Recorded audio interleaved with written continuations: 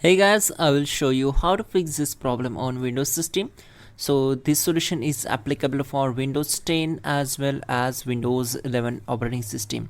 You need to just follow my screen and we will fix this issue together. So in the first step, just go to search bar and type here control panel. So type control panel and then from the search results, click here to open it. Once we are here, we need to select view by as category, and once we are here, we need to click on this system and security option, and in the system and security, click on security and maintenance option. So now click on change user account control settings. So on this window we have to set these option up to here, never notify.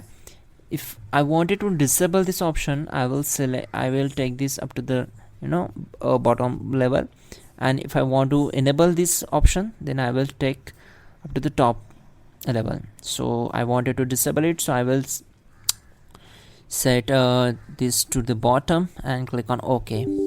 Select S and then just restart the system. You can also check out our description link or check out the pin comment to fix this issue quickly and effectively. That will be a better option to fix this issue.